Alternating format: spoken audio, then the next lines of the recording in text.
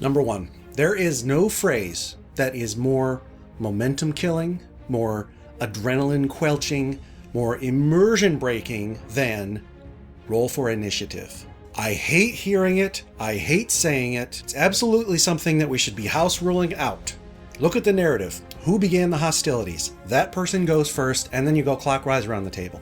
Or set up a static order beforehand based on your dexterity modifier. Because frankly, it is utterly silly that someone who has a +2 versus a +1, that's only a 5% difference, but +1 versus +2 is supposed to be a pretty big flavorful difference in the game. Therefore, initiative rolls are meaningless mathematically, so why have them? Number 2, this word is pronounced dro. Fight me! Number 3, the modifier belongs in the big box. If we're going to insist on keeping this vestige of older versions of D&D and having two numbers to represent the same thing, then the one that actually affects gameplay and actually gets looked at and used in rolls is the one that should be the bigger number. I mean, the whole every 2 points is a modifier tier anyway is silly. Go with one or the other. And a lot of third-party systems have accurately glommed onto that. Number 4, there is one, and only one correct way to roll a D100. I'll show you what it is. Let's start by agreeing on a simple D10. We're going to roll a D10. What is this? Hopefully you would agree that that is a 6. How about this? Hopefully you would agree that that's a 3. What about this? Is it a 0 or a 10? This is a 1D10. You can't roll a 0 on a D10. We treat the 0 as 10. Some dice actually have a 10 printed there, but let's agree for a moment that there is a face on a D10 which is intended to produce an answer of 10, and that's the 0. Now we bring in the 10s die, and let's roll both of them. What's this? 32. Because it is 30 plus 2, you add the 2 dice together. How about this? 70 plus 5 is 75. Surely we agree on that. Now what's this? 90 plus 8 must be 98. 90 plus 9 must be 99. So what's this? This is 90 plus 10, which is 100. This is how you achieve a 100 on percentile dice. This right here is 0 plus 10. This is not 100. This is 0 plus 1. This is how you roll a 1. It's the lowest possible result when you roll percentile dice. This, therefore, applying that same rule with no exceptions, would be 0 plus 10. This is how you roll a 10 on percentile dice. This is not 100. This is 10. This is 100. 90 plus 10. One rule to remember, no exceptions. Consider yourself educated. Thank me in the comments. Number 5. Multiclassing should not be a thing. Cut during final edit. I'm not sure I still believe this. Probably warrants its own video. Let's skip it for now. Number... whatever. I don't know what I'm on. Next one. Death saves are clunky and terrible game design. Same with the medicine skill. Has anyone ever actually used medicine? Like, right now, gun to your head, can't look at the rules. How does medicine work? What's it supposed to be used for? So the whole how you handle less than 0 hit points is silly to me. It's overthought. It is completely overthought. And I'm not being like a fatalist grog nerd about it. There's easy ways to house rule it so that it's not lethal but still takes the character out of combat. I won't waste your time with my opinions on those because you don't care and you shouldn't care. But death saves are something I hope goes away. Next one. The best die is the D12, not the D20.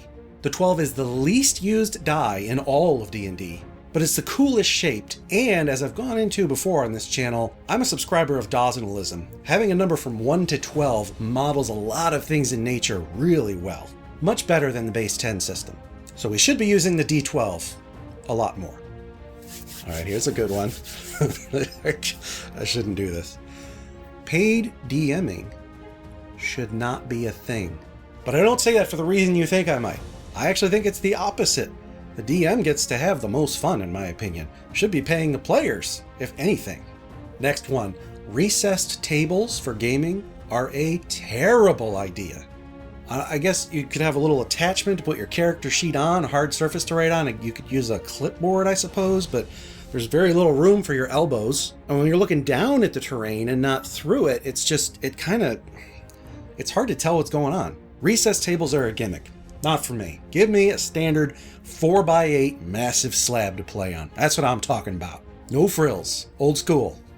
Next one. Mimics are stupid. I hate them, and in 30 years, I've never included one in a session that I've run. Next one.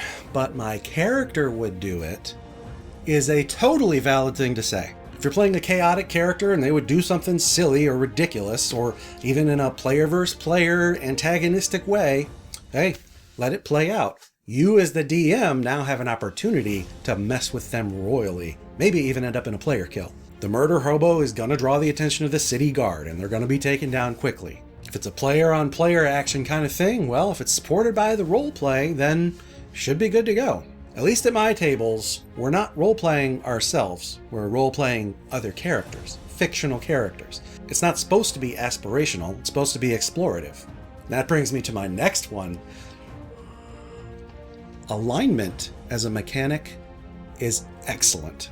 Anyone who says otherwise is missing out on one of those knobs you can turn for game mechanics. There are spells that interact with it. There are magic items for which it matters. The fact that you have a deity structure in the default D&D setting means that you can map moral and ethical values up to those deities. I reject the notion that things are simple as good and evil, and that's a simple way to reduce it. And you should just play the character the way that they would be played. You don't have to assign a label to them. Well, no, actually you kind of do, because you're going to draw the attention of all the divine figures in your pantheon, in the D&D universe. And that roleplay reason aside, let's look at the mechanics. A spell like Detect Good and Evil. That is a way for a character who might be socially inept, like most magic users, to be able to contribute to the party and come up with an answer in a different way than a conventional way would be.